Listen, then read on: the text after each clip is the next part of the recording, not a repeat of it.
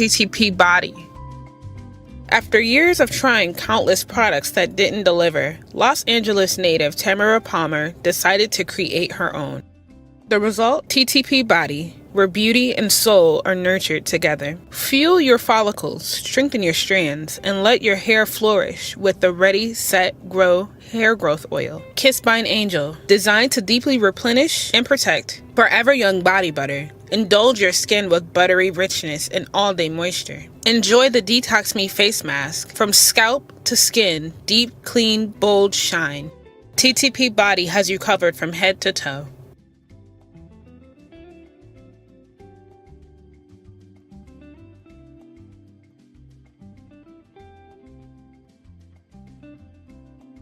Glow is just one click away. Hydrate, radiate, repeat. Discover TTP Body today.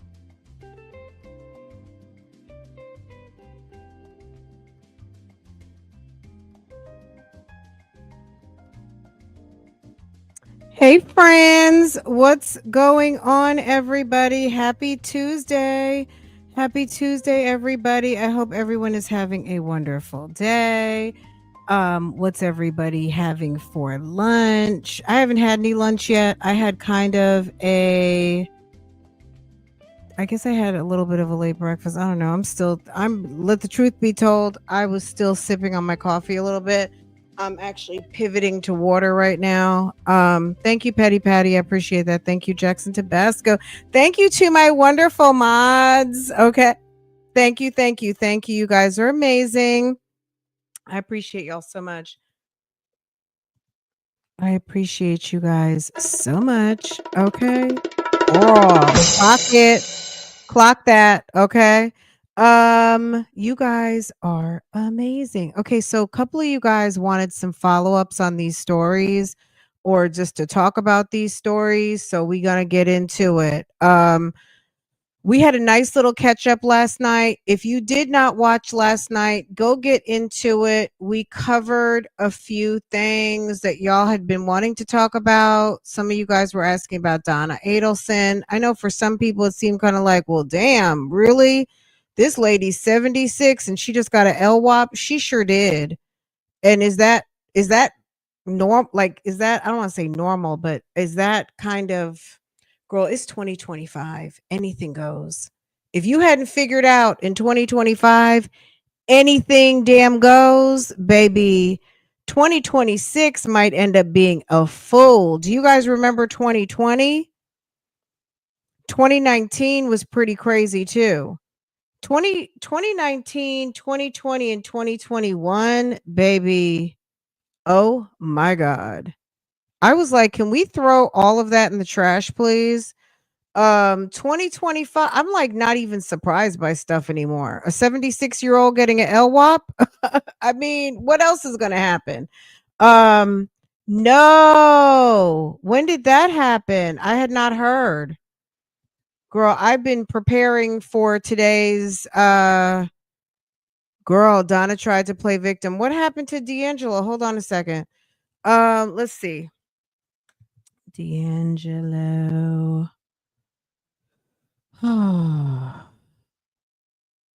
More bad news. Wow. Michael Eugene Archer. Okay. What happened, sir? What happened? 28 minutes ago, it's saying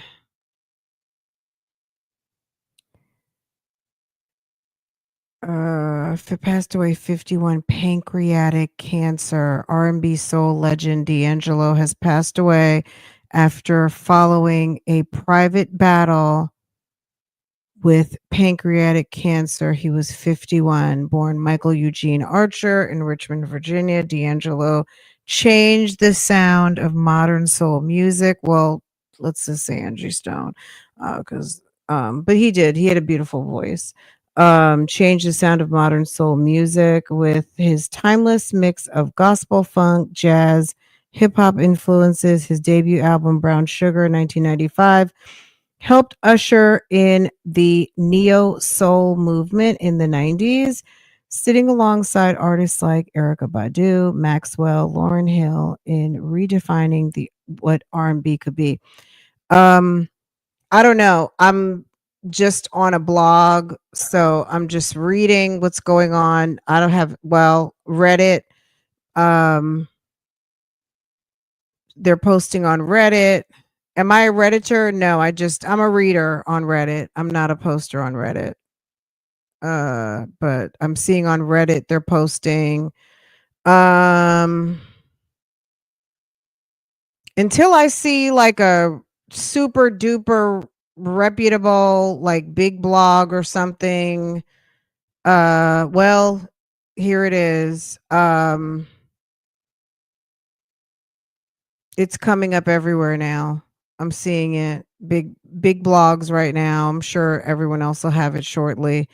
Um Dead at 51. TMZ 11 minutes ago.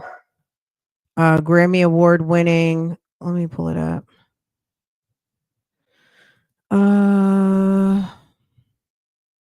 That's some sad news. Uh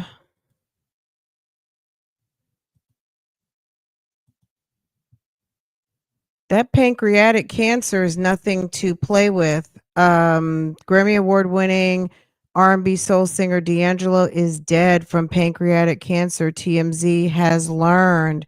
The brown sugar singer songwriter died Tuesday morning in New York City, according to the sources connected to his family and former manager Kedar Massinger. D'Angelo was a singular talent who collaborated with the likes of Jay-Z, Snoop Dogg, Q-Tip after bursting into the scene in 1995 with his solo debut album. Eh, eh.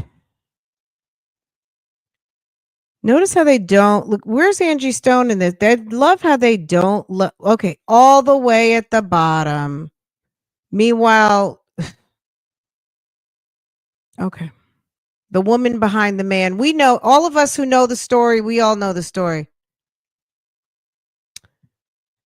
Yeah, Whiskey 704. But as far as the music, outside of the personal, because obviously there was a personal connection with them, but let's just say the music wouldn't have been the music without Angie Stone. She maestroed all of that for him at the very beginning.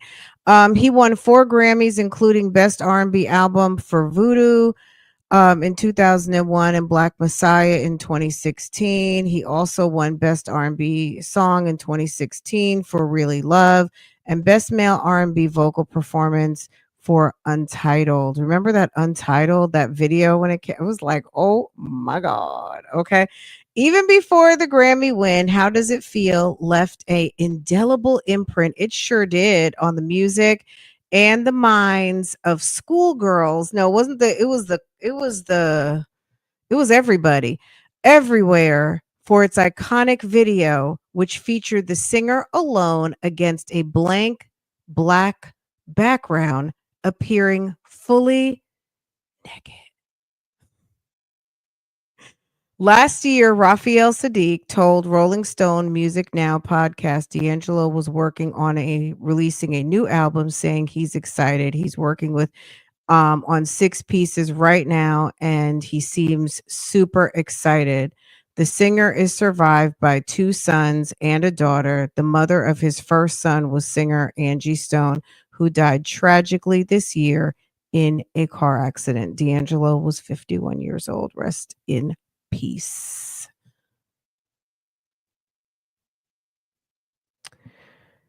Very sad news. I'm sorry to hear that. Yeah, all of it's been woo child. It's all been very good. He did his thing. He left his mark. He left, I feel sorry for his kids, of course, because that's who's gonna miss him the most, and his family, his loved ones, all of that. But he did what he needed to do for his memory to stay alive with all of us who, who really didn't know him well, but we just knew him through his music, and his music will live on for a very long time. And also rest in peace. I can't say D'Angelo without Angie Stone. I just can't do it because she was such a big part of that. And she's definitely gone too soon. Also, two wonderful talents who just, gone way too soon. Yes, slide the bar back. He died of pancreatic cancer, which is horrible. It's taken pancreatic cancer has taken a lot of people. But it's definitely one of those ones that is it's one of the harder ones to recover from. So anyway, guys, let's get into the news. Outside of some of our celebrity news, very, very, very sad. D'Angelo, rest in peace. And it's just very sad to hear. Yeah, that threw me. We know Diane Keaton, the longtime Hollywood actress, legendary Diane Keaton passed away. It's kind of that time, that season. I'm sure we'll be hearing more. Because that's life, right? It's not anything bad. But that's life. And it's gonna happen. Yeah, there were a couple blogs who posted it before TMZ, but TMZ was just coming in. But I read it. We found something that was posted prior to. But yeah, TMZ, Jasmine Brand, everybody's posting it, so it's more than likely verified as not a I'm not dead, everybody, I'm alive. Because that happens. There was something that happened like a week or two ago with, I'm not going to even say the name to continue to repeat it, but that, that happens. Those rumors that somebody's passed or somebody's ill, and that's not exactly the case. But yeah, this seems to be for real, for real. Anyway, guys, let's get an update. On my favorite case right now that is not streaming anywhere. Okay. Y'all, we got to check in here in Broward County, Florida. I am on the edge of my seat every day waiting for a recap on what is going on with Sakiyna Thompson. I'm telling you. So she testified yesterday. The prosecution, she took the stand in her own defense, which is like, oh my God. She took the stand in her own defense on Friday. They said she spent 2 hours on the stand trying to defend herself. Why she went to someone's house at 4:00 in the morning to have a conversation, woman to woman, with the lady who her boyfriend was cutting out on her on, and she had just found out that she's 2 months pregnant. Okay. So she's 2 months pregnant. She decides to leave New York, jump on a plane, and go have a woman to woman conversation and go knock on someone's door at 4:00 in the morning. No, she has an attorney. Let's catch this. Let's see what this update is. They filed this yesterday. So Friday she took the stand, and well, maybe I should play this first then, because let me play this first and then we'll take it back for those of you who are not familiar with this story. Let me see. And let me make this big. Okay, here we go.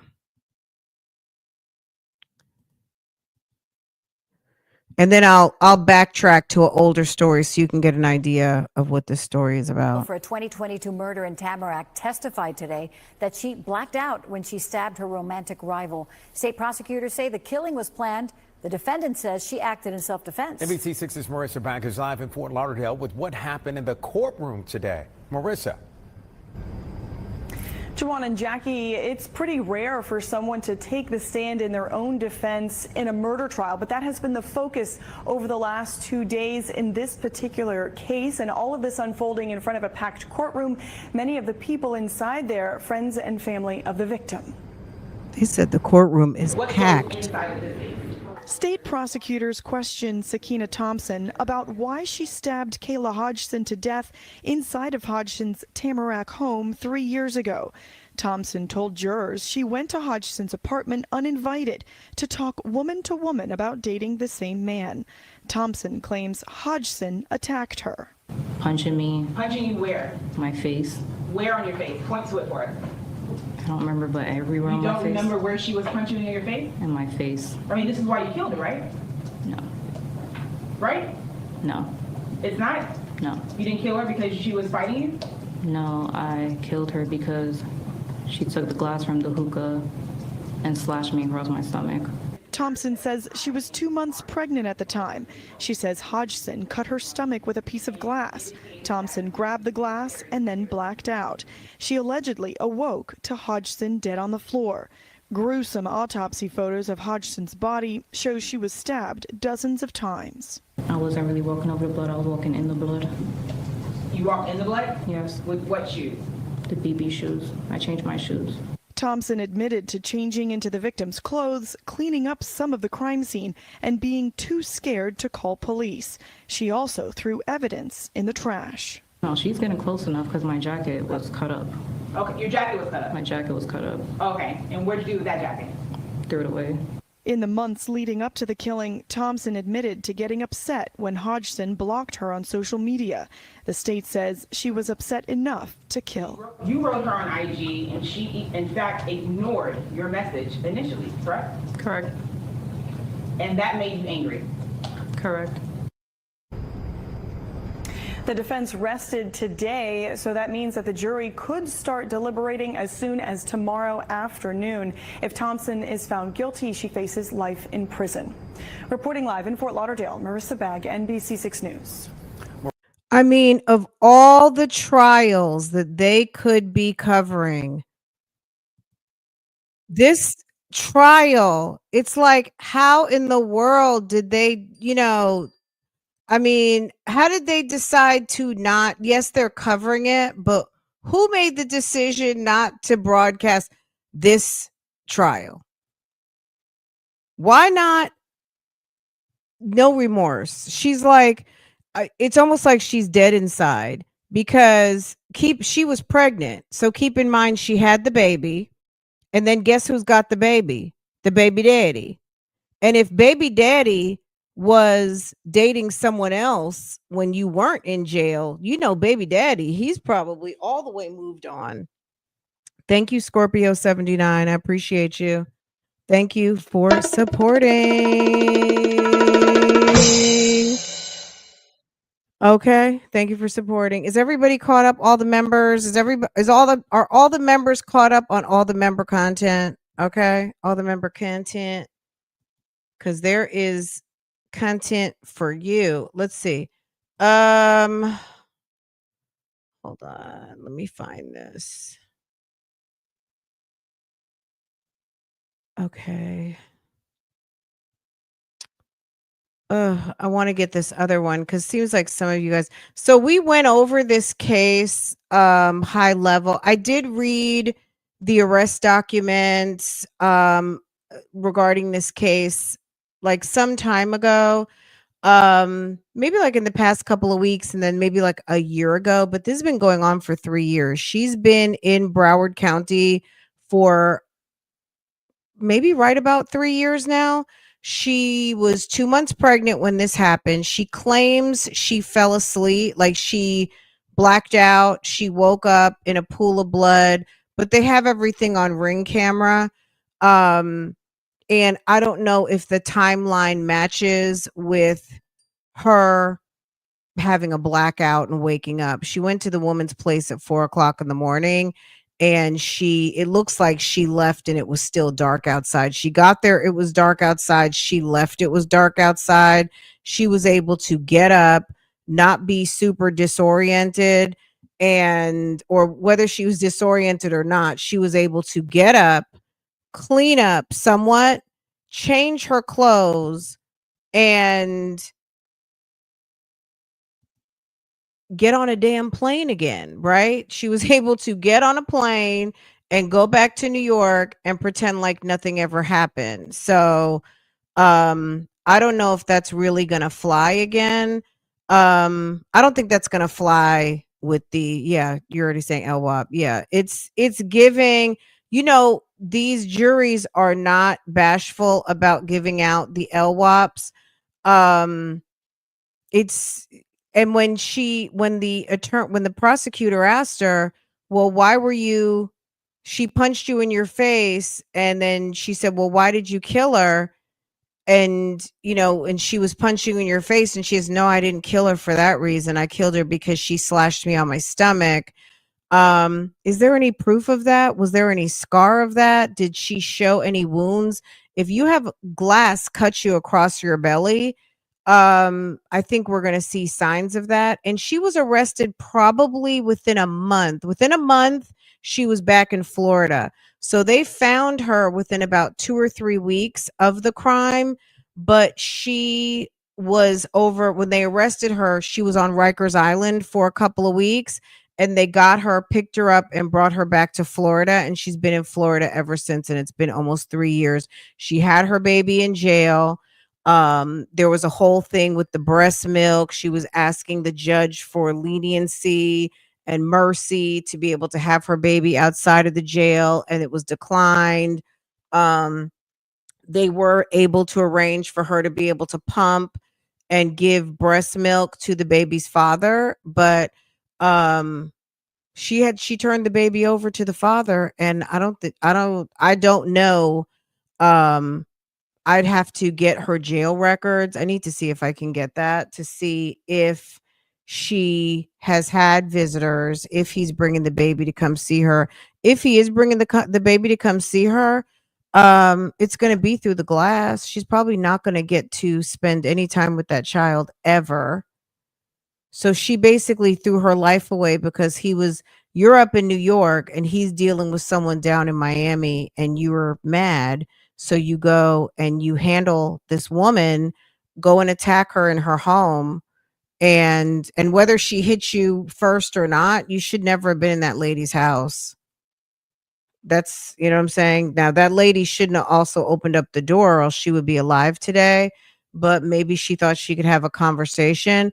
But just like the prosecutor asked her, you tried to reach out to her on Instagram and she blocked you. So she didn't want any smoke from you. She blocked you. She didn't want to deal with you.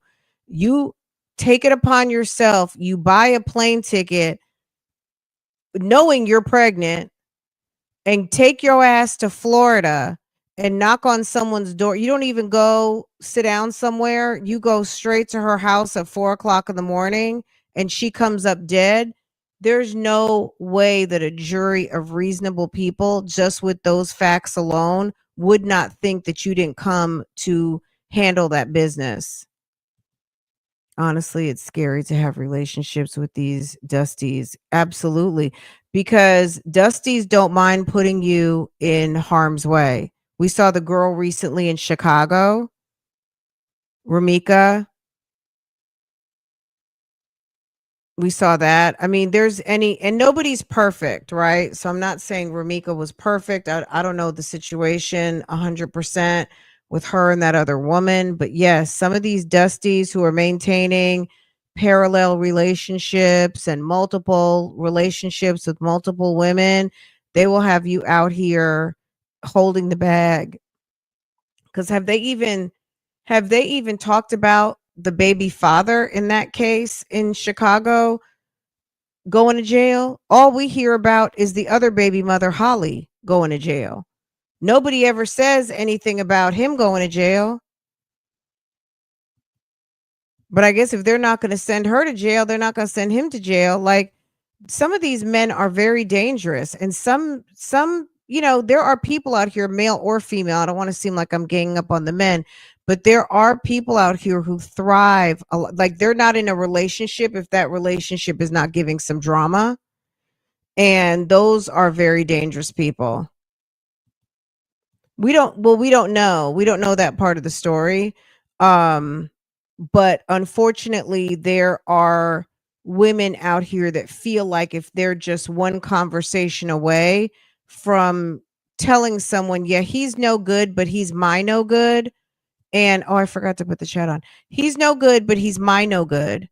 So why don't you leave him alone? Because I know how to handle him and I love him and we're got a baby on the way. And it doesn't work like that. But you know, unfortunately, there are women who think that he's like he is, and I was able to run off the last one or two, and I'm gonna run you off too. So I don't know. I mean, we don't know that she didn't confront him, but he might just be like, we don't know what his demeanor was. But if she knew enough to be able to reach out to this lady on Instagram, she knew enough to feel confident that she could get her behind on a plane and find this woman, fly to Florida, the big state of Florida, and find her, knock on her door, and ma'am answered the door.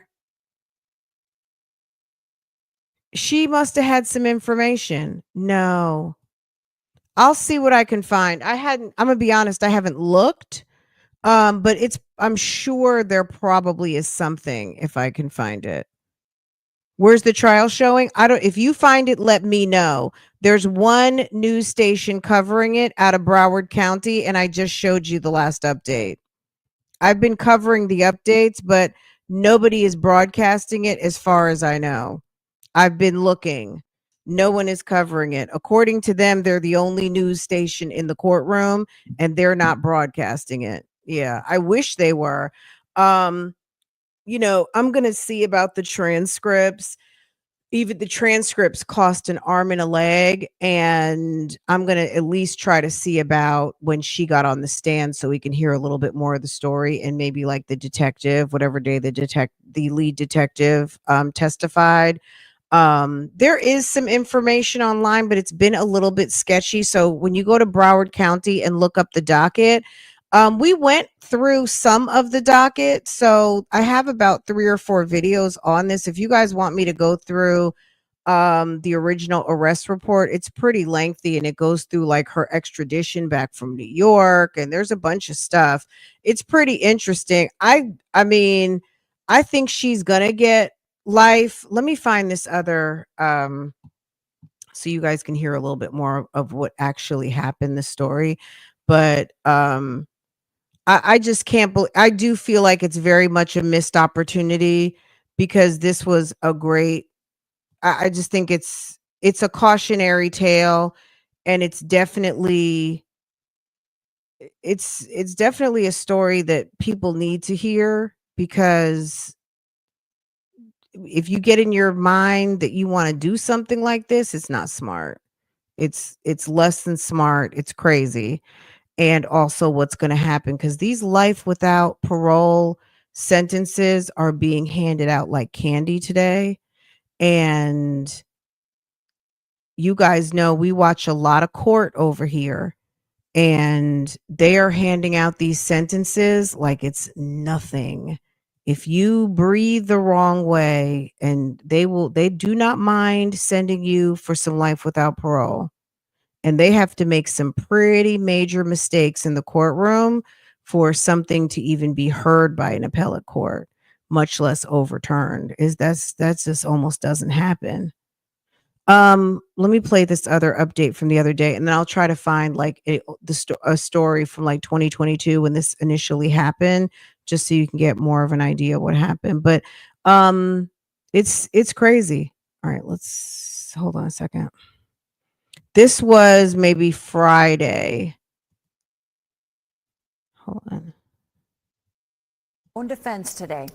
Only on 6, a woman accused of killing her romantic rival in Tamarack took the stand in her own defense today. State prosecutors allege Sakiyna Thompson flew from New York to South Florida to kill her boyfriend's lover in 2022. NBC6's Marissa Bagg was the only reporter inside of the courtroom for her testimony. Marissa, she didn't deny the killing, right? She did not deny it. She says that she acted in self-defense that night, and she went on to tell the jury that she at least tried to clean up some of the crime scene, and that she did not call police because she was afraid.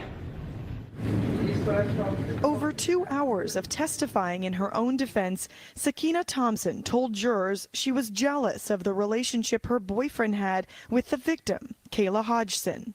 A little, I guess you could say, jealous and like insecure. Thompson admitted to flying from New York to Tamarack in July of 2022, in part to confront Hodgson about the relationship, hoping to convince the other woman to stop.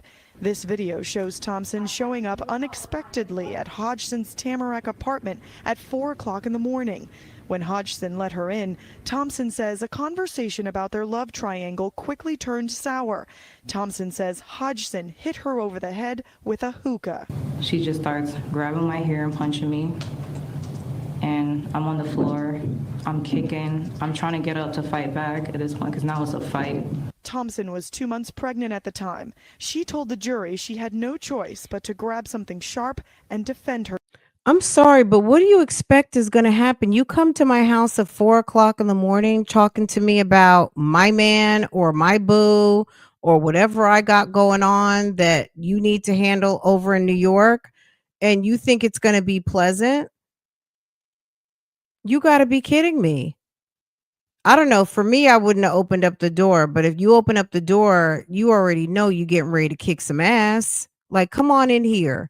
I hate that that girl passed away, but you know, I would be leery of anybody who's going to knock on the door at 4 o'clock because they got something for you. And that girl ended up getting killed. She probably thought she could handle her, but clearly she got the best of her, and ma'am died. Herself. I told her I was pregnant, so I felt like she was trying to hurt me and my baby. I didn't just fight for me, I fought for me and my baby. Thompson testified that when she thought Hodgson was dead, she tried to clean up parts of the crime scene with Lysol wipes and paper towels. She admitted to changing into Hodgson's clothes. This video shows her leaving the victim's apartment in those clothes. I had to change at that point because I'm like, I can't leave out of here looking like this. Why did you feel like you had to change? Because there was blood everywhere. Thompson's attorney asked her why she didn't call 911. Why didn't you call the police? I was scared. Just scared. Okay. What were you scared of? I was pregnant and like I just killed somebody. Does she think ma'am, you're never getting out. You're not getting out. That is not a good excuse. Didn't her lawyer work with her on like a better speech?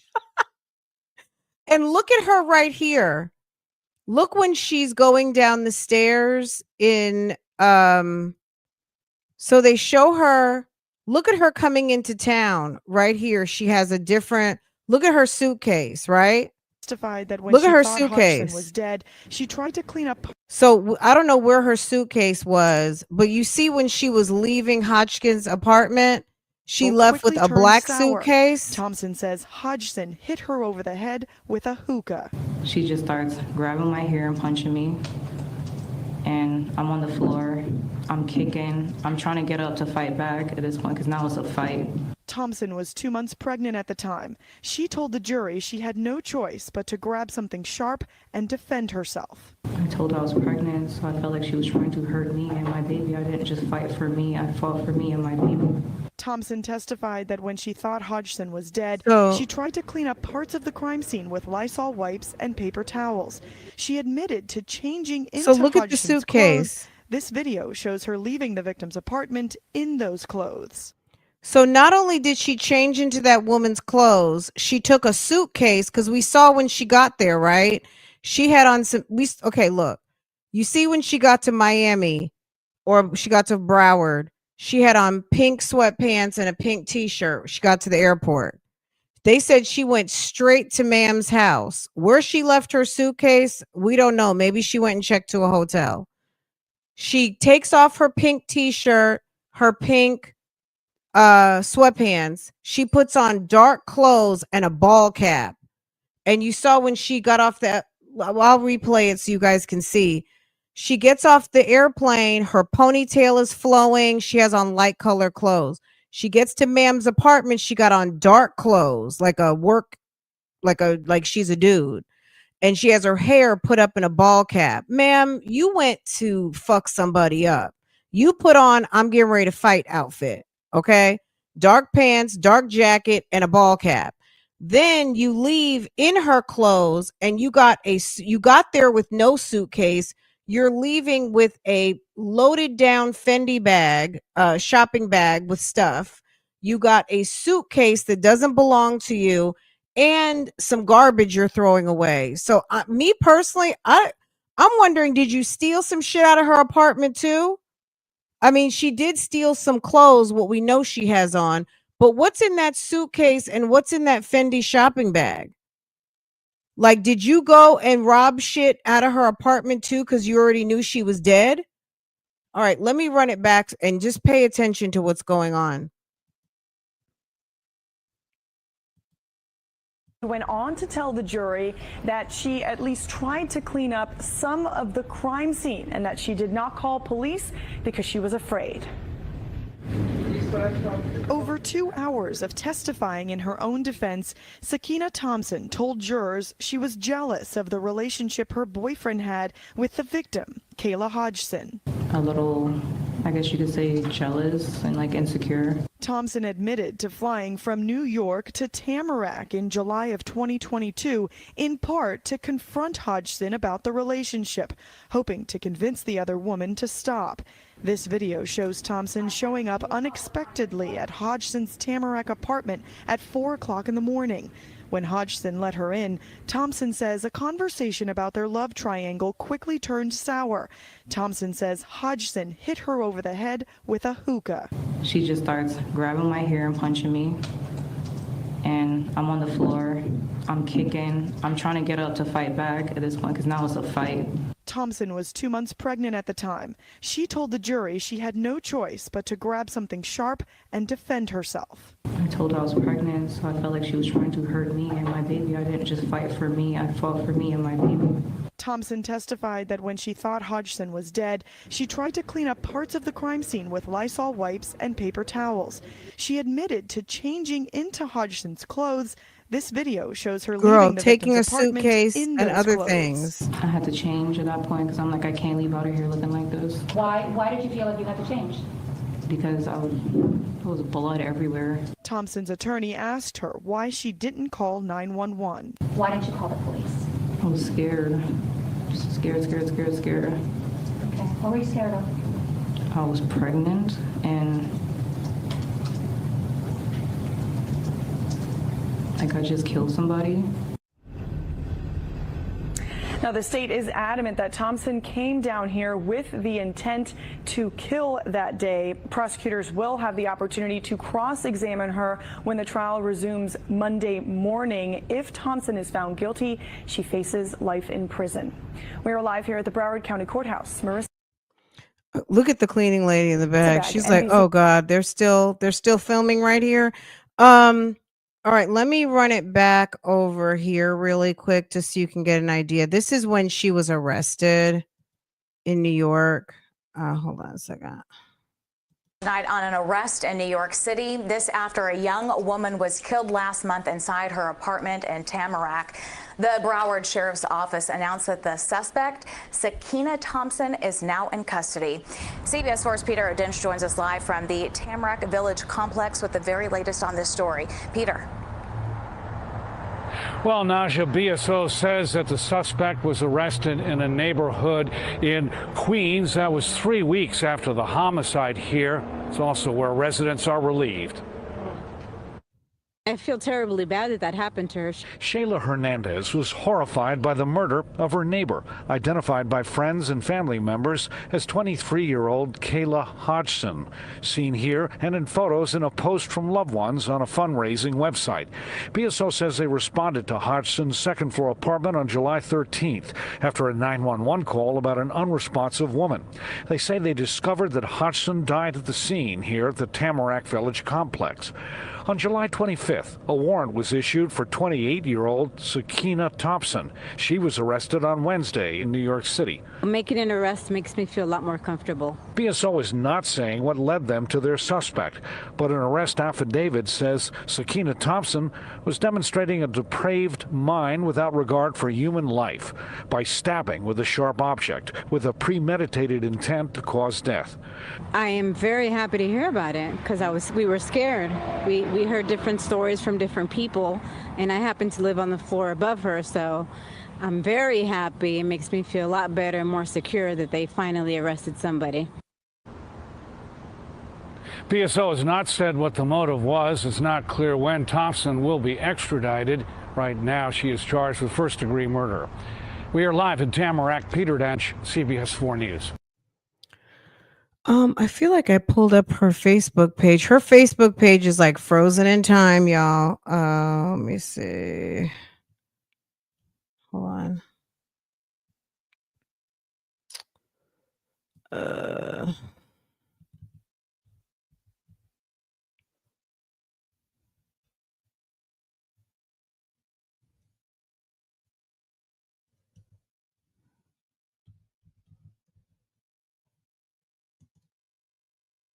Girl, it's like literally frozen in time.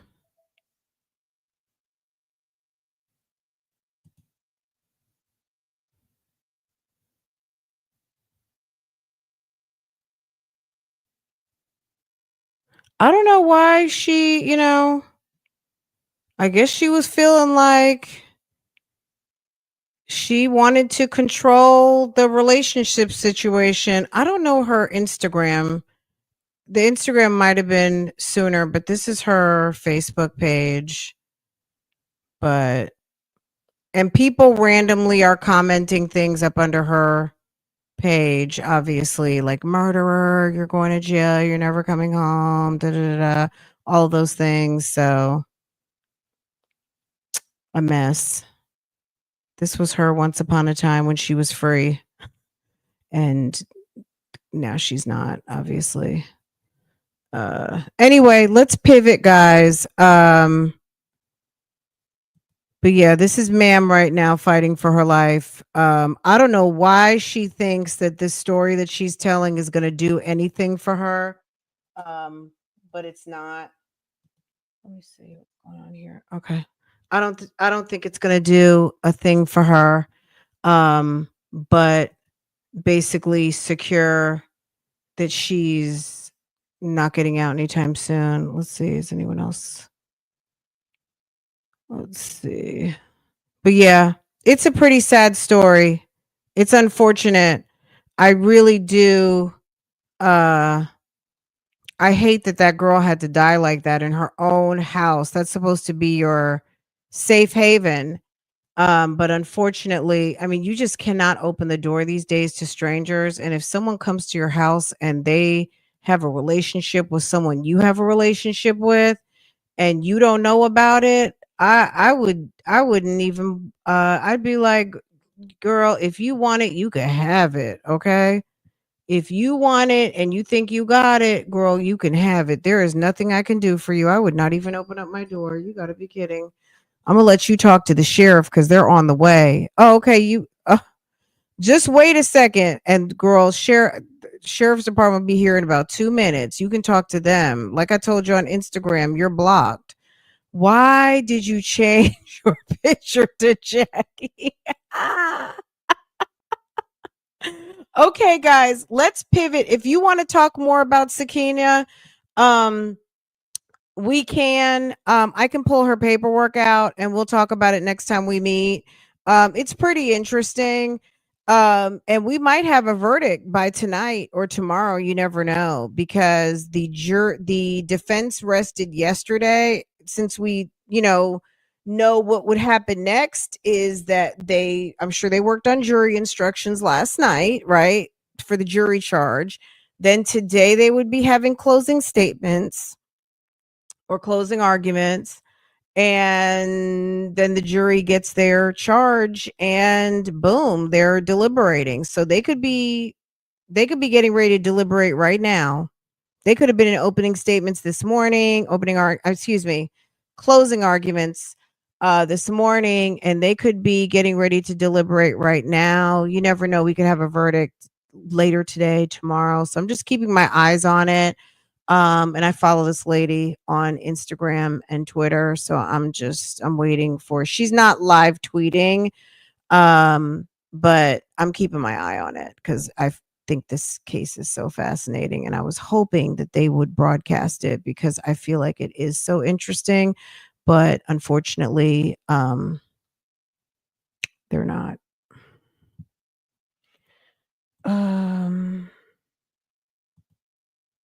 Girl, she went there and caught a case, killed somebody and caught a case. Okay. Let's pivot off of here just a second. All right.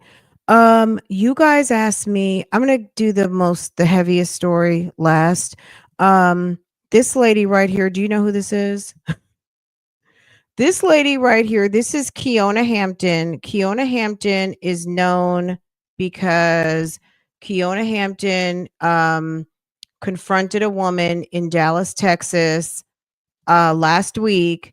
Ma'am held a door open for her and she did not say thank you. And ma'am tried to check her. Well, she did check her and it went left very quickly. Ma'am lost her shit because ma'am tried to check her on her, like, you didn't say thank you. And ma'am lost her shit, followed her around the shopping center and shot her down dead. Okay. She killed her. And the news station did a interview with the family members now post the murder of their loved one. It's really, really, really sad. Let me share my screen. But she's sitting in a Dallas County jail. I have been trying to keep up on this case. I have her jail record, but as far as the formal charges, it says she's charged with murder. I cannot pull up her case yet.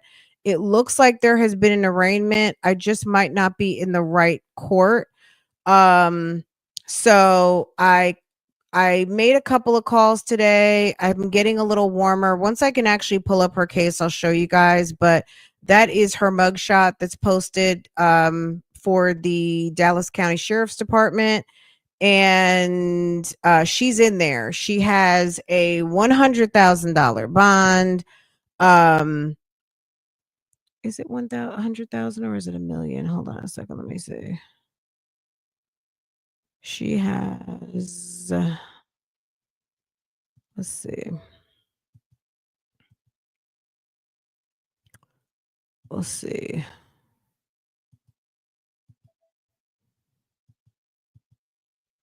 She has $100,000, if you can believe it, on a murder case. Nesto. Her murder case bond is $100,000. She shot someone down in broad daylight at the shopping center, and they gave her $100,000 bond in Dallas, Texas. Okay, period. Miss Kiona. All right, but I don't know that she's getting out. You know what I'm saying? Because they would have to come up with quite a sizable amount of cash for her, and that has not happened yet. So if you're not familiar with this story, that's basically what happened. But let's get into it over here, and then we'll talk a little bit more about it. Act of kindness, holding a... Well, it started as a simple act of kindness, holding a door open for a stranger, but it ended in heartbreak outside of a North Texas pet store. Dallas police say Cecilia Simpson was gunned down this past Tuesday after confronting another woman for not saying thank you. Now, should Miss Cecilia have confronted somebody for having bad manners? Absolutely not. Open the door if you want to open the door. If you need a return on your kindness, don't do it. People are very crazy these days. Yes, you know what bothers me the most? When you're walking and someone bumps into you and does not say excuse me.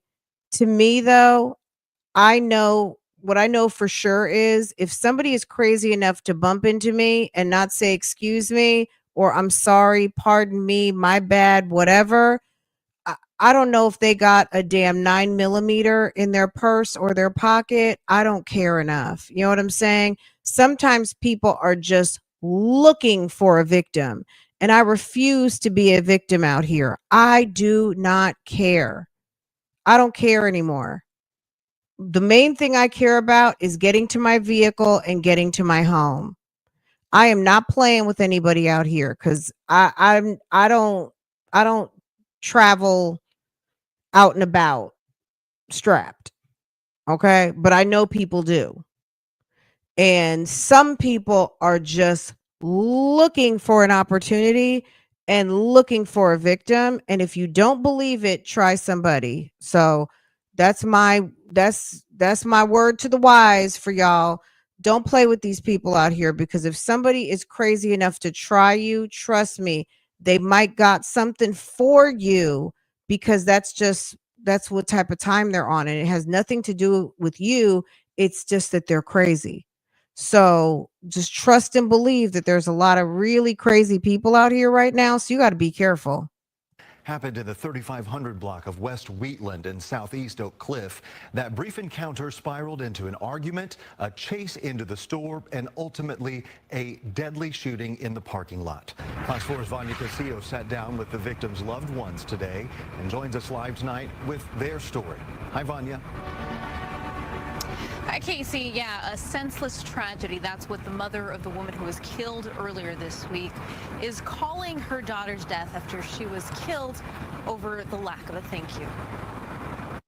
It's like a bad dream that I can never wake up from. Leslie Wickware was waiting for her daughter, 41-year-old Cecilia Simpson, affectionately known to her family as Cece, to come and visit her. But it never happened.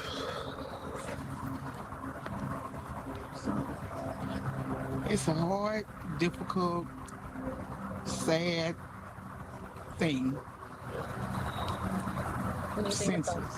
According to a police affidavit, she had opened the door for 22-year-old Kiona Hampton. And when Hampton didn't say thank you, Simpson called her out. It led to an argument between the two women. Simpson entered the PetSmart and told employees she was being followed. My mom, as a bigger person, she walked away multiple times. The affidavit says that Kiona Hampton admitted to following Simpson into PetSmart, throwing a bottle at her car as she was trying to leave, and getting into a fight before eventually shooting her in the parking lot. I would never forget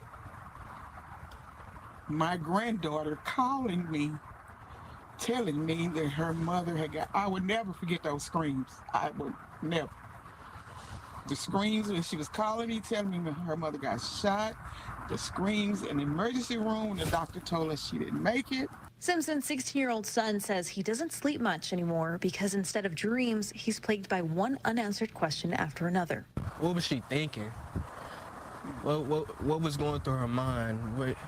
Why did she have to follow my mom? What provoked her to continue to engage with my mom?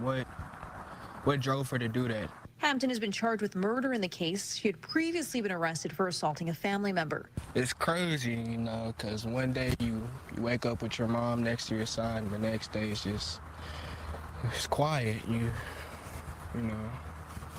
can't see her no more. Simpson's family wants her to be remembered for more than just the way her life ended. Outside of this horrible tragedy, she was a person who has kids and a family who loves her and will miss her. It was all love.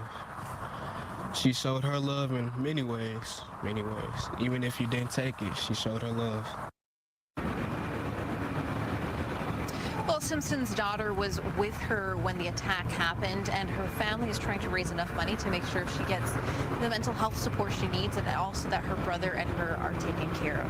Back to you, Casey. Proof that life can change in an instant. Fox 4's Vanya Castillo reporting live for us. Vanya, thank you. A mess, right? Very, very, very sad. Okay. What was that? Oh, that's something. Okay. We're not on that. Okay, let's pivot. So yesterday, one of you guys asked me about this story. I kind of, okay, so you guys asked me about it's Oninda Romulus out of Brazoria, Texas, Brazoria County. She's the mom who they say or is accused of, admitted to, I don't know what her situation was. We're going to read the police affidavit. She had 4 kids in the car. She shot all 4 of them, and 2 of them passed away. And it's a pretty gruesome situation. If you hadn't heard about this story, it's pretty crazy. I think she was on paternity court. So let's get into it. Let's get into like 2 of these stories, and then I've got the actual arrest affidavit where they talked about everything that happened. It's pretty crazy. All right, let's pivot. That's her mugshot, by the way. This evening, we have new information about the mother accused of shooting 4 of her children Saturday morning. We know she remains in jail this evening. Investigators now say the children were shot inside a car. Afterward, Oninda Romulus drove from her home in Porter to a gas station in Angleton, where she called 911. And new this afternoon, authorities confirm a 5th child was not in that car and is still unaccounted for.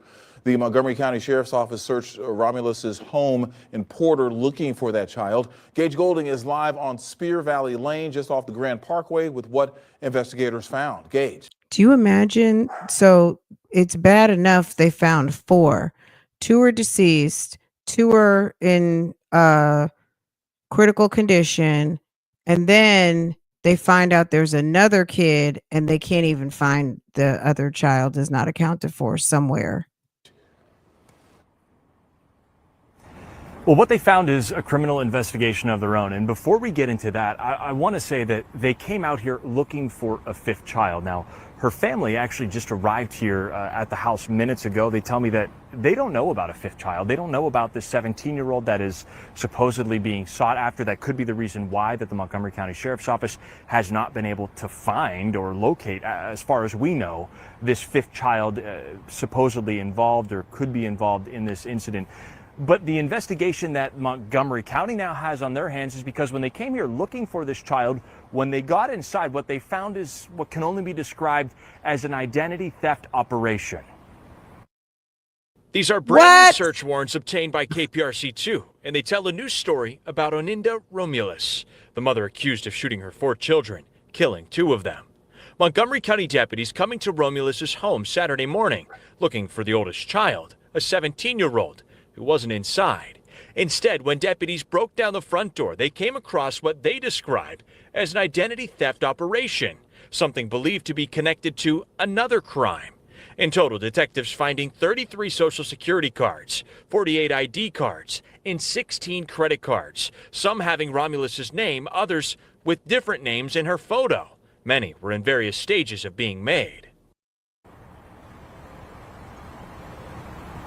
Romulus's family here, as I said, they've been here for the past couple of days. Obviously, still very much so trying to process this whole situation. This is not a normal situation by any stretch of the imagination. So if you can imagine family members, they were emotional, not wanting to speak on camera at this time, respecting that sort of privacy, if you will. But they did share this, that they're shocked. They have no idea what happened. And the 2 children that lost their lives in this incident, they described them as being the sweetest, nicest, and most innocent kids that you can imagine. Obviously, a lot to unwrap here for investigators, but for this family that's now trying to figure out exactly why, just as we are, guys.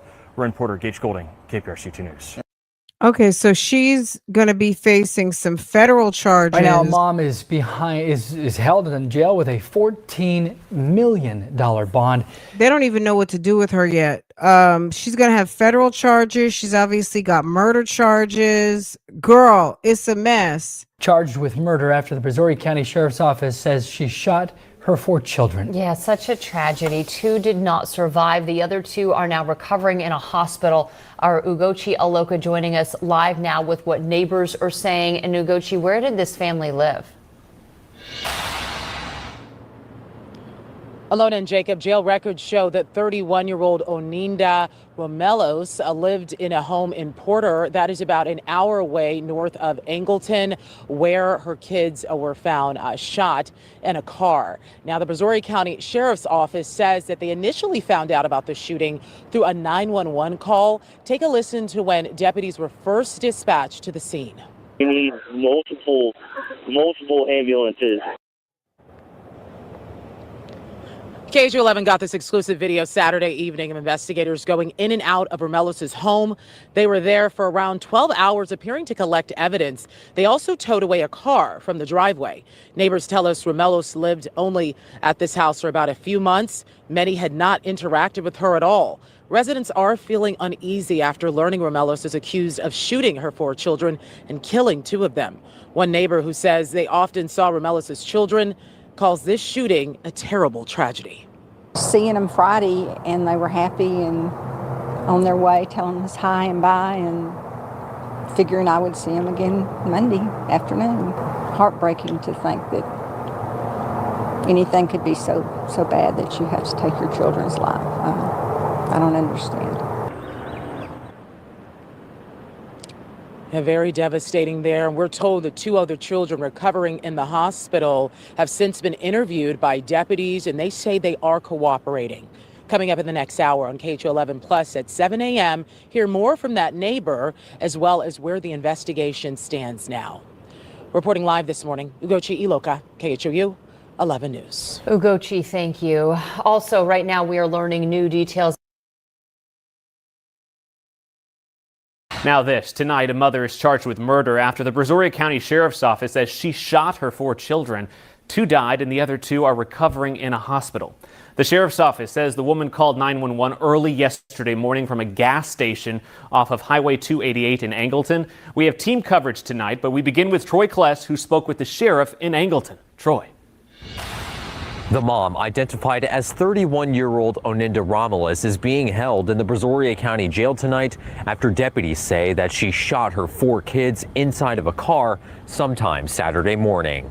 Brazoria County deputies responded to an unthinkable, unimaginable tragedy. Brazoria County Sheriff Bo Stallman describing the shooting of 4 children. A 13-year-old boy and 3-year-old girl died. An 8-year-old boy and 9-year-old girl still recovering. The Brazoria County Sheriff's Office now says the 4 kids were shot inside a vehicle. Deputies say Romulus was the driver of the car and is the shooter. She pulled into the gas station off of Highway 288 in Angleton and called 911 around 4:48 Saturday morning. We need multiple ambulances. Responding deputies gave first aid. Romulus was later arrested and charged with 2 counts of murder and 2 counts of aggravated assault. Aggravated assault with deadly weapon. The sheriff's office says Romulus has been interviewed. It's still unclear where and when Romulus shot the children.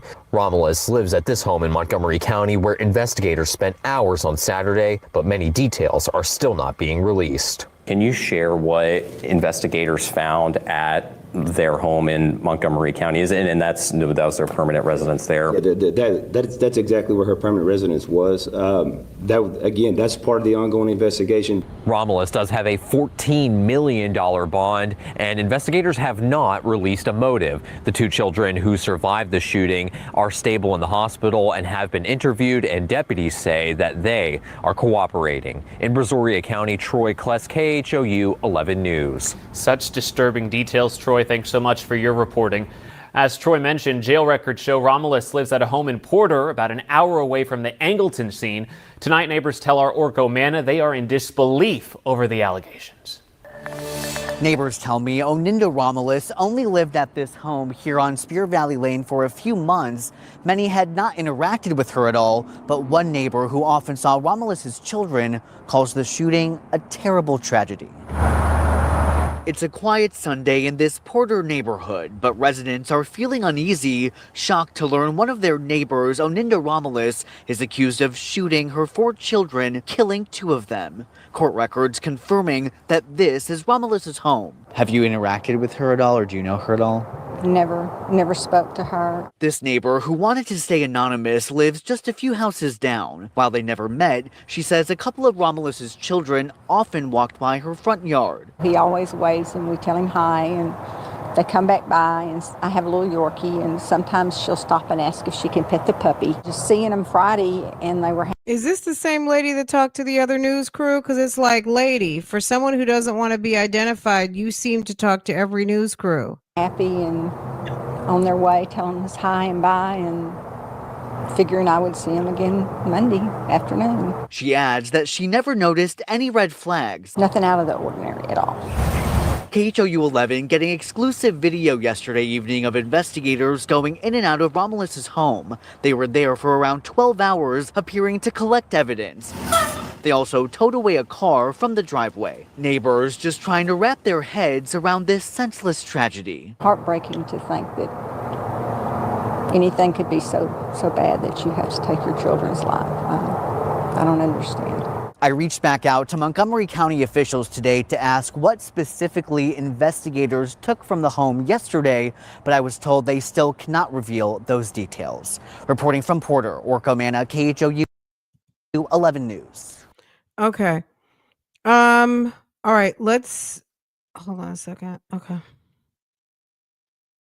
Let me pivot you guys over here. So I'm gonna put the report up in just because there's some identifying information on here that I don't want to show.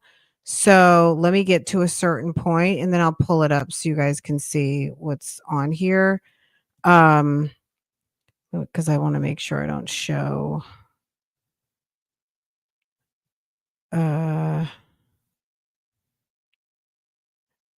certain things. Okay. Let me just get past this first part. So this is the criminal complaint. So this is the affidavit criminal complaint. In the name and by the authority of the state of Texas, before me, the undersigned authority, on this day personally appeared Kager Davis, a credible person who, after being by me duly sworn on oath, deposes and says that he has good reason to believe and does believe and charge based on the following facts, to wit. On Saturday, October 4th, I, investigator C. Davis, was serving as an on-call investigator for the South District of Brazoria County, Texas, when affiant was advised of a shooting on Southwest Highway 288 in Angleton, also known as the Oasis Convenience Store. Affiant learned from the Brazoria County Dispatch that a black female identified as Oninda Romulus, date of birth July 18th, had shot her 4 juvenile children and was currently located at the convenience store located on Highway 288. I think we're good after that. Hold on.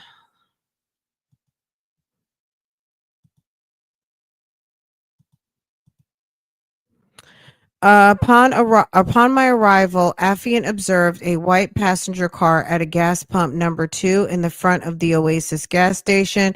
Affiant observed a white passenger car bearing Texas license plate to have the engine running with all 4 doors open and a white sheet covering a small child's body that was lying on the ground behind the vehicle.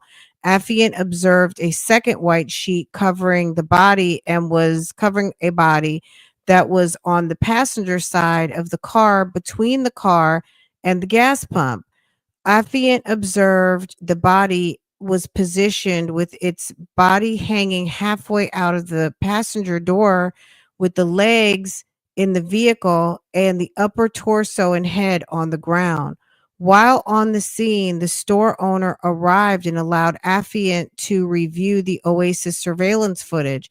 Affiant observed the footage that showed the white passenger vehicle arriving at the gas station and parking in front of a gas pump number 2.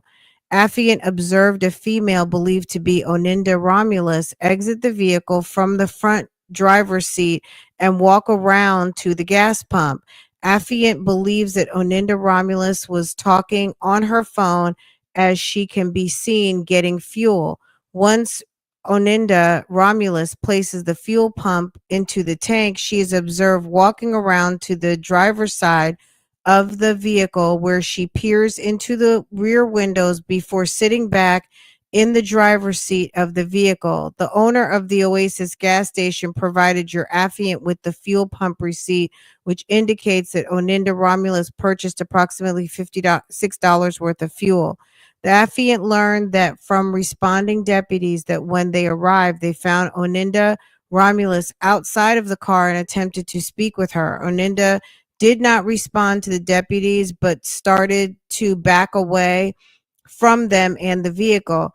Affiant learned that due to Oninda's action, she was detained by the deputies, who also looked inside Oninda's Romulus's vehicle while they were placing her in handcuffs. Affiant learned that the deputies observed a black male slumped over in the passenger seat. Affiant learned that the deputy Vincent and Deputy Etheridge entered the vehicle to check the male's welfare and noticed that the male sustained gunshot wounds. Affiant learned that while the deputies were attending to the male, they noticed 3 other children in the back seat of the vehicle who also sustained gunshot wounds. Deputies then began life-saving measures on the children, where 2 of the 4 children showed no signs of life, and the other 2 children were life flighted to Memorial Hermann Hospital downtown.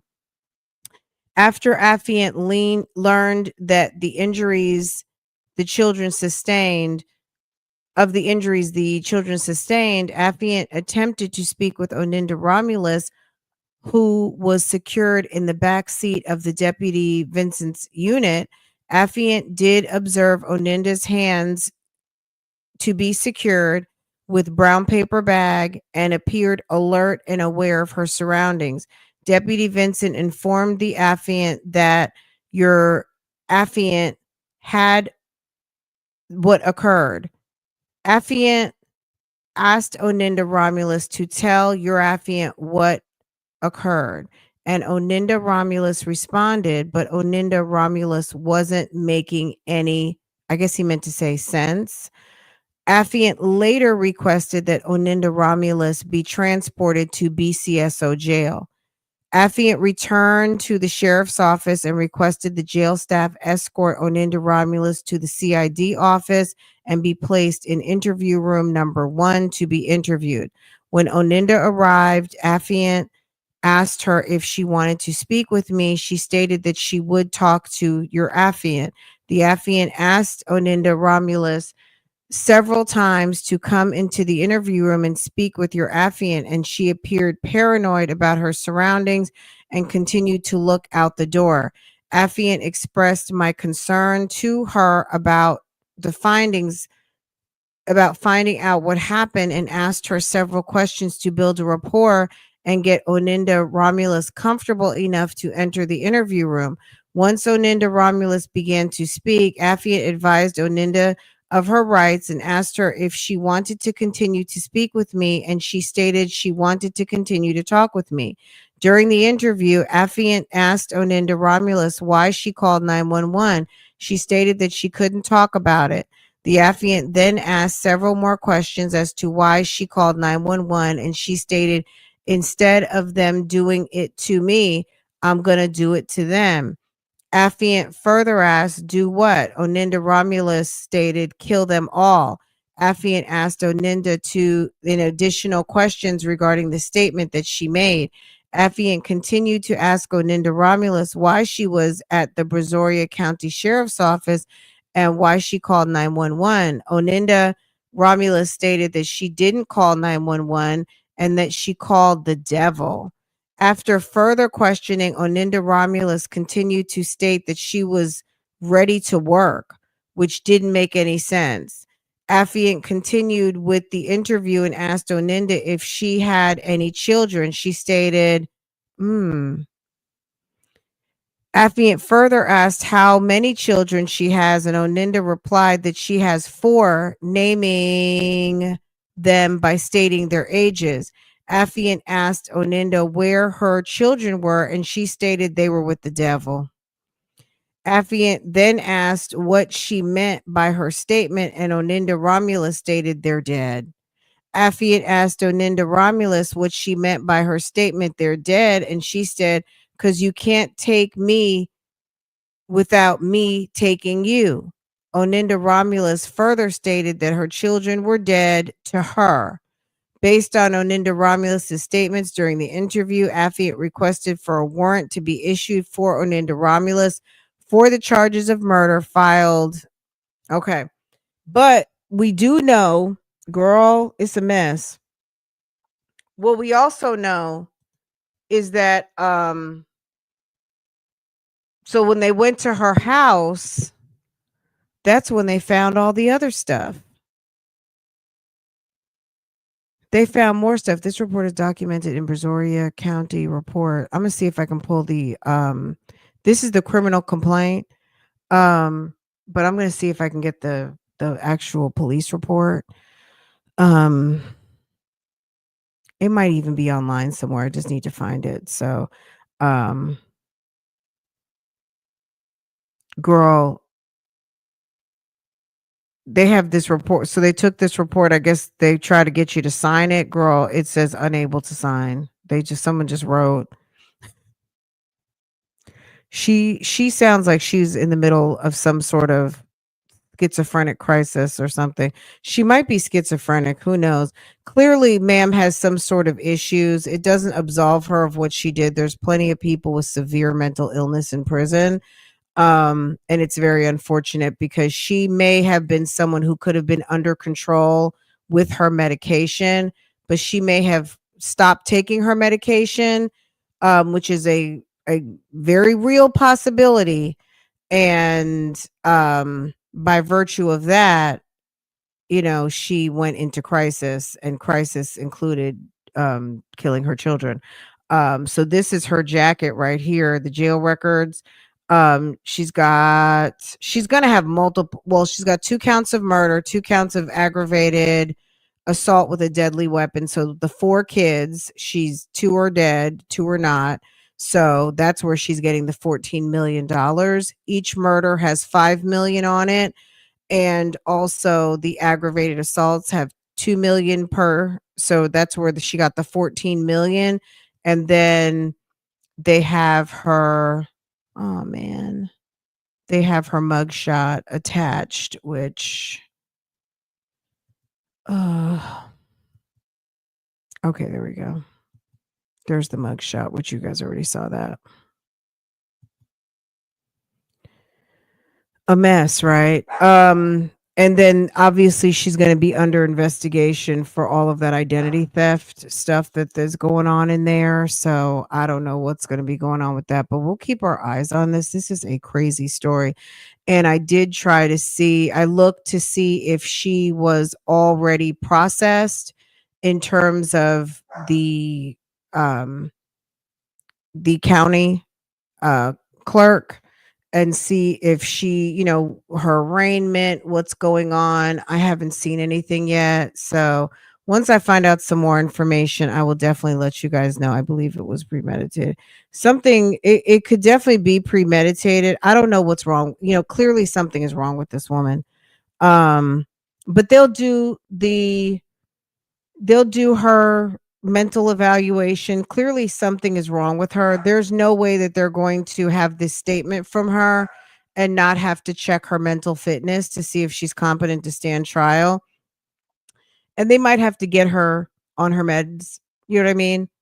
She might be in a situation where she was in crisis, but that's not going to make her not stand trial. They'll get her evaluated. They'll pull her medical history and figure out, is she supposed to be on medications, and get her back on her meds, and they'll get her set right up for court, because that's what they do. They'll get you set right up, get you what you need. They might not get you everything you need, but whatever you need, so that you are able to be alert and stay and be a participant in the legal process. And then it sounds like she's gonna have some Fed charges in her future too. Potentially with the Social Security numbers and all of that. That's not good. So Anyway, guys, yes, these were the updates for today. Kiona Hampton, Sakiyna Thompson, and Miss Oninda Romulus. You guys are up to date on all of this. And rest in peace to D'Angelo. Really sad. That's really sad. We didn't know. Sometimes people don't, I guess they're expecting the best. We don't know how progressed his pancreatic cancer was when he found out about it, but obviously it was not good because he lost his battle with pancreatic cancer today. So that's very sad news to hear. So isn't that awful? Awful, right? I mean, the good news is that you have two that survived, but they have to survive knowing that their mom is in jail. Their mom tried to harm them. Their mom took out two of their siblings. So it's pretty bad. It's pretty bad. So bad, very bad news.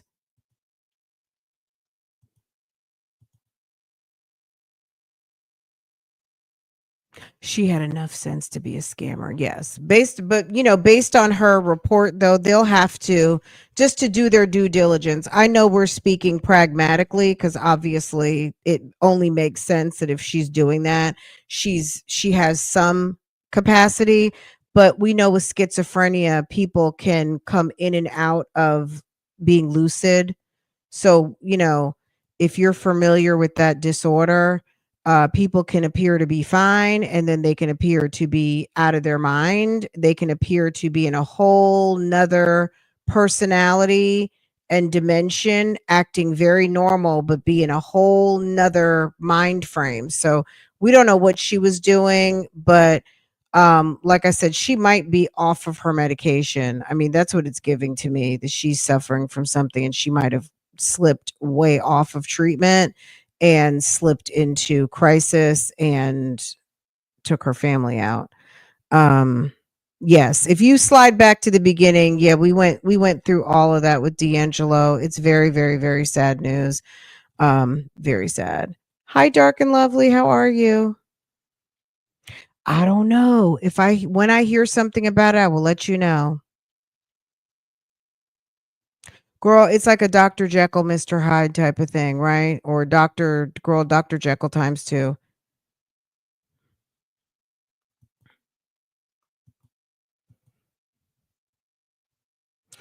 You guys, I'm going to let you guys go. Looks very all of these today, all of these people today on the docket, baby, they've got multiple screws loose. Multiple. It's very sad. What's today's date, y'all? Speaking of girl, on Thursday, I need to check the docket and make sure everything is still, but I'm going to go. I'm going on a field trip. I need to see what time court starts on Thursday. But I want to go for the hearing of the bus driver, Miss Sharon. I'm not sure what time court is starting, but I will be there. So that's on Thursday. I will possibly be MIA for a while. But I might call y'all on a remote. So make sure your notifications are set. I will probably be reporting live from downtown, outside the courthouse with an update on Miss Sharon, the rogue bus driver who was out here, and got caught. You can't.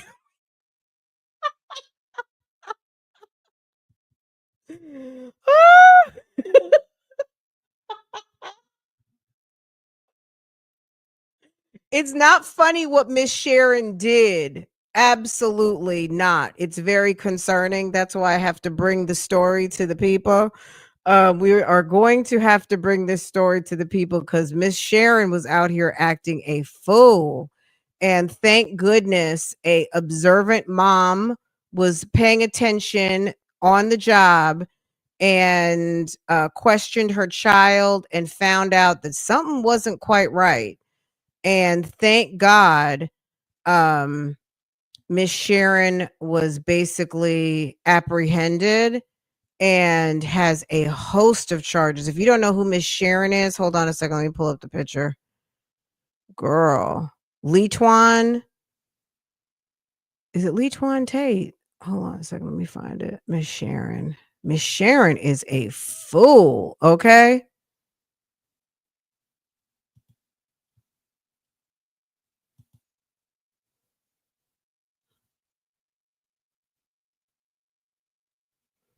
Miss Sharon ought to be ashamed of, and he's in the male dorm, so it says sex male. But that's Lee Twan, y'all. Hit all the vlogs and hit the blogs and went viral. But yeah, he is a menace and will be in court on Thursday. So we will be following up. Yeah, I think it's Lee Twan Tate. Okay. Who said I can't wait? Reporting live from outside of the courthouse.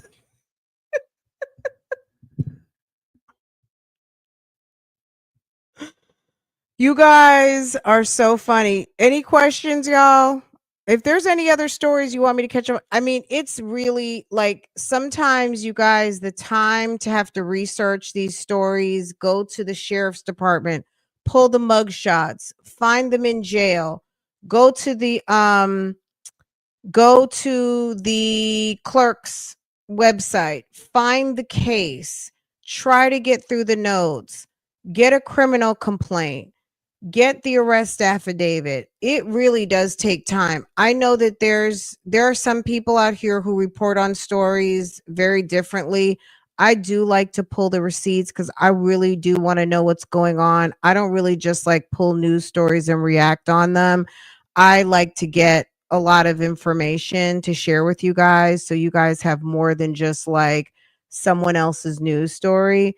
So it does take me a minute. So it's kind of hard for me, since I'm a team of one, to cover every single news story, but I do keep a running list. And you know what happened last week, nothing's really going to be happening in the court for almost a whole entire year. So nothing really gets too old.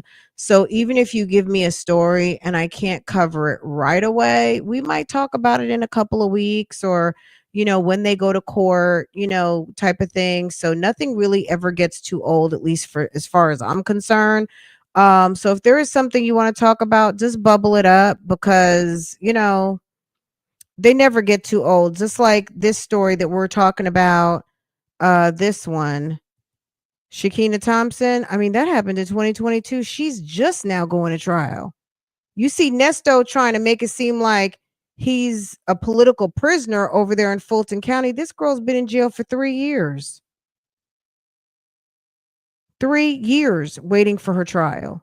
So Nesto is not special. There's plenty of people waiting 2 and 3 and 4. There's a never-ending supply of people wanting to go run up into these jails for whatever reason. I do not know. So they're backed up. It's possible they can get some of these simple cases in and out. Somebody asked if she was out on bail, and absolutely not. She's not out on bail. They arrested her in New York. They had her on Rikers Island. Florida went, Broward County went to Rikers Island, picked her up, and she's been in Broward ever since. She's an out-of-state resident with no Florida ties. You know, they weren't giving her a bond. And she came in on a plane to murder somebody, you know.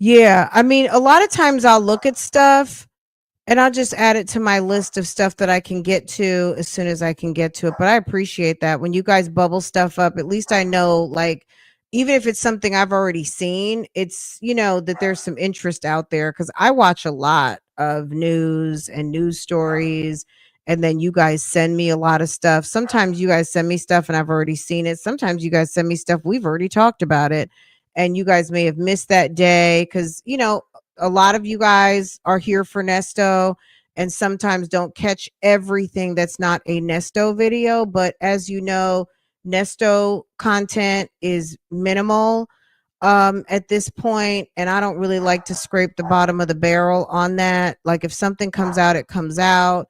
If we want to do a throwback, we do a throwback. If there's a throwback you guys want to watch or talk about or whatever, I'm cool with that. But in terms of, you know what I'm saying, trying to make, you know, trying to fit, you know, if there's news, there's news, we'll talk about it. Of course. But right now, while there's so many other things to talk about, there's so many other things we're going to talk about. You know what I'm saying? But when there's Nesto stuff, you know, we bubble that up to the top because that's, you know, it's a good key. It's a crime kiki. His crimes are very entertaining. His crime story is entertaining. Some of these are not so entertaining, but definitely relevant and topical and things that, you know, deserve to be talked about for awareness and things like that. I appreciate that. Integrity matters. Thank you. Also, just because I know you, like, even though we listen, like, we'll maybe catch the story, but sometimes, like, for instance, there's like what happened in Ohio with the little boy. Remember Jamal, baby J, who got kidnapped by the guys, and his mother's been in jail. His mother is still in jail, and I'm assuming it's a probation violation.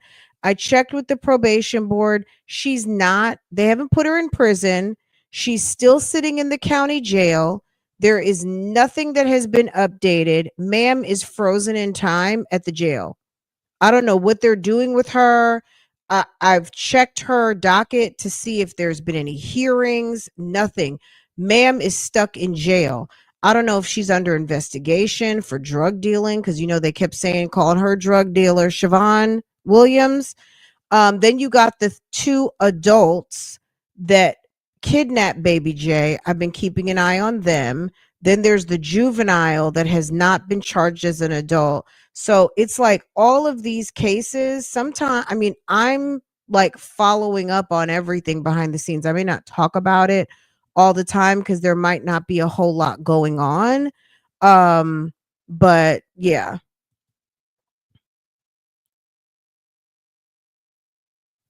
Oh, thank you. I mean, I feel like we all got together for a reason. I feel like a lot of us are on the same pulse. I mean, some plus, you know, there's always a plus or minus, right? There might be something you're super interested in or not so interested in. But at the end of the day, I feel like this collective as a whole, we have, you know, we're all kind of vibing similarly, right? So, you know, I feel good when you guys give me something. Don't think it's not because I'm not interested in the story. Sometimes it's really for time. Sometimes it's just I don't have the time and bandwidth. But also, if you are a researcher and you have a video that you're sending me, but you've done some research, you got the police report, you've got a mugshot, you got some information with it, send it all in the email. Send it to me. You know what I'm saying? If you're, you know, I know some of y'all out here look, you know, pulling receipts and, you know, are into research and stuff like that. If you send me something, send me what you got. Send it to me.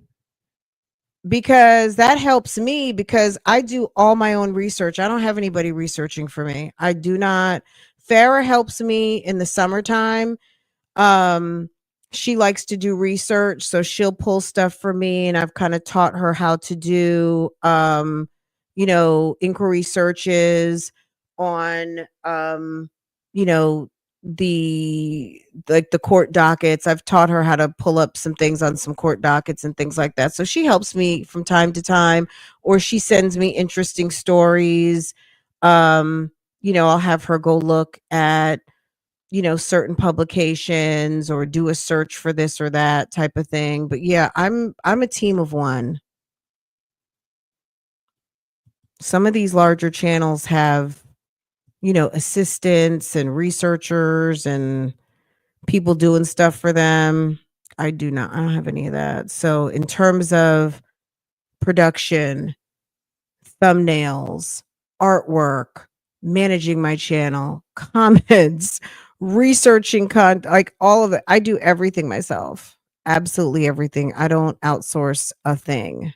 Finding my own music, you know what I mean? Everything. So, anywho,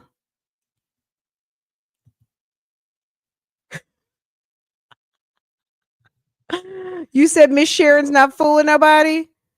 I don't follow all of the cases, but this one, I want to look at your video on her. Which one? Now, Oninda Romulus, today was the first time we really talked about it. Sakiyna Thompson. We did a little follow-up last night, and then we did another video maybe a week or so ago. And I know I've bubbled up a bunch of things in Patreon about it, like over a year ago. I think I found out about this story like maybe a year and a half ago on TikTok. Zakiya Duncan. Let's see. What happened to her? See.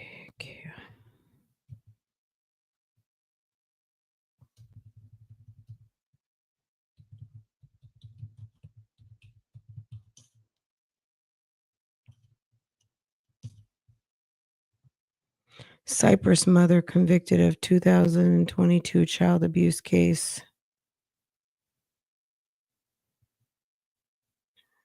So Cyprus, isn't that right outside of Houston somewhere?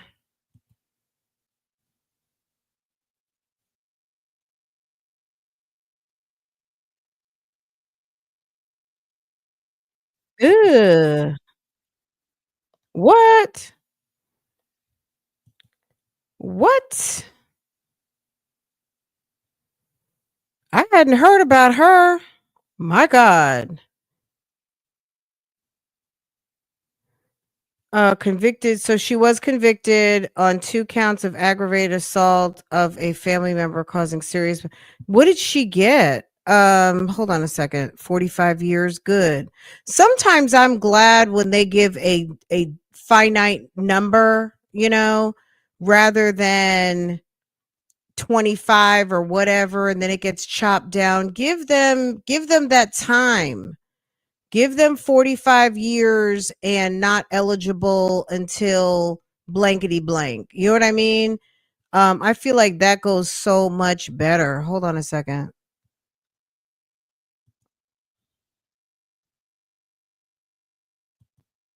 And I'm Keith Garvin. Daniela Guzman is on assignment. A mother is found guilty of torturing her teen twins who escaped their Cyprus home in handcuffs in 2022. A jury found Zakiya Duncan guilty on 2 charges of aggravated assault of a family member causing bodily injury.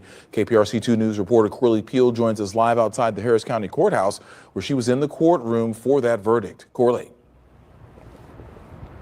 Keith, it took the jury about an hour to unanimously find that Zakiya Duncan is guilty of seriously hurting her twins. It was an emotional trial, and at least one of the twins took the stand, describing that torture they face at the hands of their own mother. Oh, I feel like I remember when this happened. Jury watched this surveillance video from October 2022, showing moments after Duncan's 16-year-old twins escaped their Cyprus home in handcuffs. They knocked on this neighbor's door, begging for help and to call police. Investigators found the teens had been starved for months and were covered in bruises and cuts. Records show Duncan forced the teens to drink bleach and were kept handcuffed inside the laundry room, where their only option was to urinate and defecate on themselves. Investigators added bleach would sometimes be poured on the teens, burning their skin. During those closing arguments, Duncan's defense denied many of those claims, saying Duncan only admits to whipping her children with a belt if it was warranted. But the state's evidence was strong enough, proving to the jury the heartbreak and horror, and ultimately Duncan's guilt. She's a witch. She's awful. She's a horrible person. You know, it's really sad. You know, it's awful. It's just, it's terrible. It's shocking. It's really, and it's also super sad. There's a lot of people out here who really didn't ever need to be a mom.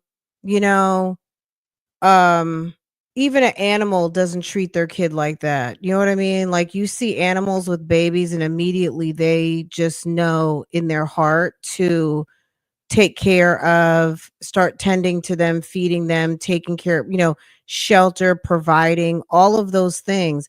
And then for someone to do these things, I mean, it just lets, you know, I hate to say mental illness because people do feel like sometimes that's a cop out, but there are people who are like legit crazy and are able to operate sometimes out here and seem somewhat normal.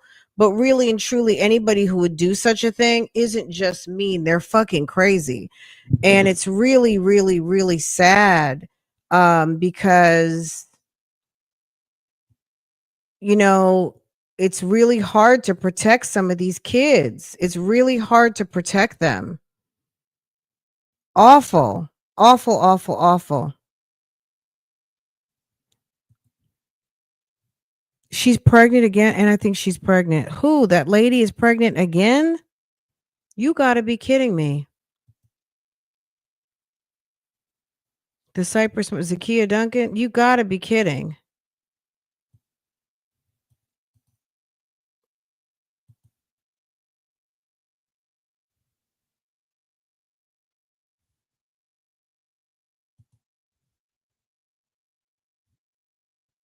Starving and torturing her own children will start her 45-year prison sentence. Zakiya Duncan was arrested for aggravated assault after her twins escaped from their home in Cyprus back in 2022. A jury convicted Duncan yesterday. Her boyfriend also facing charges in this case and is currently behind bars. And her boyfriend. So she let her boyfriend. A Cyprus mom is found guilty of torturing her teenage twins. A jury unanimously found Zakiya Duncan guilty on 2 charges of aggravated assault involving a family. Did they even show this trial in Houston? Were they broadcasting it, or was it too gruesome for them to show it? They couldn't broadcast the trial because it probably was terrible. It's like the lady with Jamaria Sessions. That's one district. So over there, is it Lake County, you guys, in Florida? Jamaria Sessions. Is it Lake County? I think it's Lake County. Forgive me because I wasn't thinking. I think it's Lake County. Were Jamaria Sessions, and then awful. I'll have to backtrack. It's probably been over a month since I looked up any updates because the way they follow the docket in that area, it's kind of hard to see what's going on. You can see that things are happening. They're having court. But I don't know what's going to happen with the not stepmother, the girlfriend who was entrusted with taking care of Jamaria and her sister. Jamaria's sister went back with the grandmother, but Jamaria ended up staying with the girlfriend, and she ended up like basically slowly torturing and killing her, the little girl from Florida.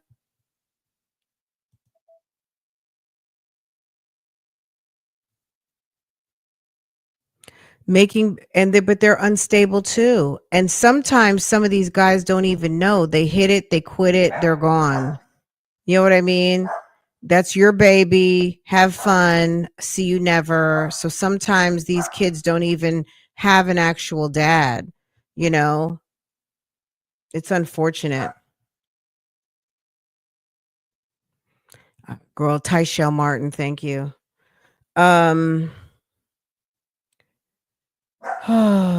That's a whole nother,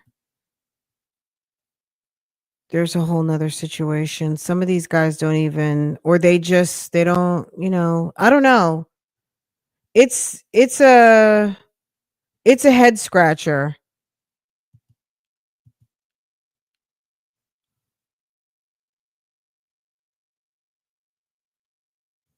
Right. There's the court documents.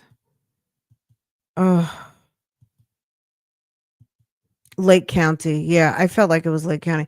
So there's her, there's Tyshell Martin, and there's also Kimberly Mills, who is the registered nurse. Her and her disgusting boyfriend who was married.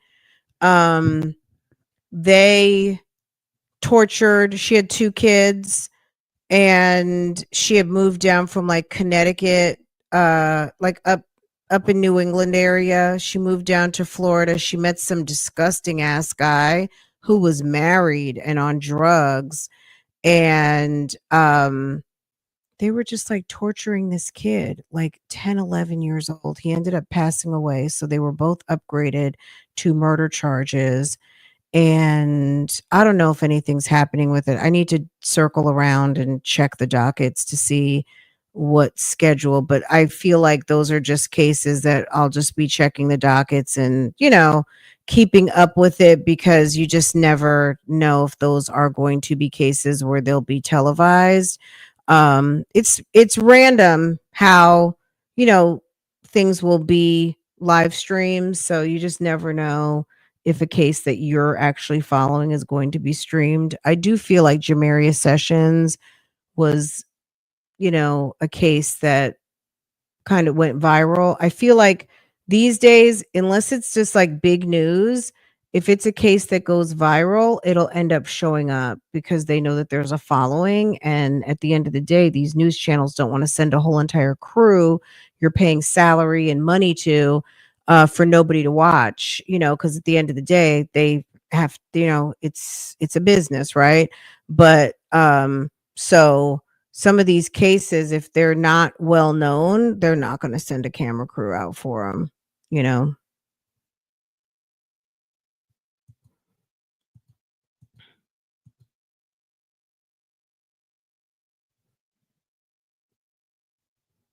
They're mad.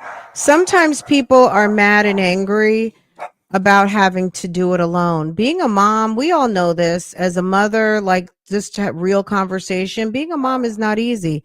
On top of the time constraints, the responsibility, all of the things. I mean, you have to give 110% to being a mom. You got to be, butcher, baker, candlestick maker, project slayer, clothing stylist, financier, best friend, swim coach, basketball coach. You got to be everything. You got to be everything.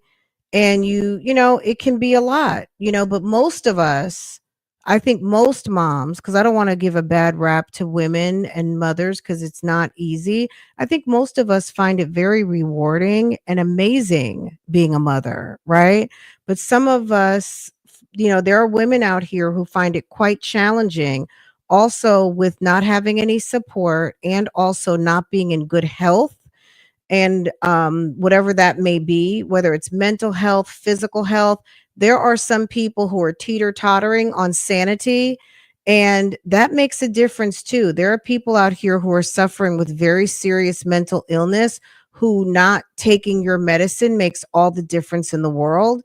And if people have chemical imbalances and they are not taking their medicine, it's disastrous. It's absolutely disastrous. People think sometimes they're feeling good, all of these things, they can go off their medications, and that's the trick. They do it, and then they end up in crisis, and some of them end up in the penitentiary because they end up making decisions that are tragic. But, you know, overall, being a mother is one of the best things that can happen to you, and for you. And I'm sure men say the same thing, that being a father is rewarding and it's all of those things. So it's a wonderful thing. But it can also be quite stressful and challenging, and some people just are not able to handle it. And unfortunately, the fallout are the ones that need them the most. So anyway, guys, on that note, I'm going to cut this short. If you guys want me to come back, let me know. I do have some things I need to get done, but I also need to go pick up my kid. Speaking of motherhood, I need to go jump into mom mode and go pick up my boo-boo and handle some business, but I might come back a little bit later. Maybe, you know, we definitely need to get into some Nesto. I still have those text messages I've been promising you. I think I'm going to send a note and ask for some more, because when I sent my request for text messages, it took like a week to get it, and it was literally only 4 pages. Like, they're not talking at all. So yeah, let's talk, because what I have is not a lot and it won't take very long. So we can talk about the Nesto text messages. When I tell you they're not talking, I mean they're not talking. Okay, they're not talking much at all. Okay. If you're here, you're passing through, whatever, make sure to hit the thumbs up for me, because likes do matter. And folks are saying they're not getting their notifications and all of that stuff. So hit the like button for me, hype up my video, do everything you can do for me as you're supporting. I do appreciate it. And I guess that's it. That's all. You guys have a great day, and I will see you guys a little bit later. Okay. All right, guys. We'll come back on some kikis. We'll come back on a high note. Okay. I'll see you later. Bye-bye.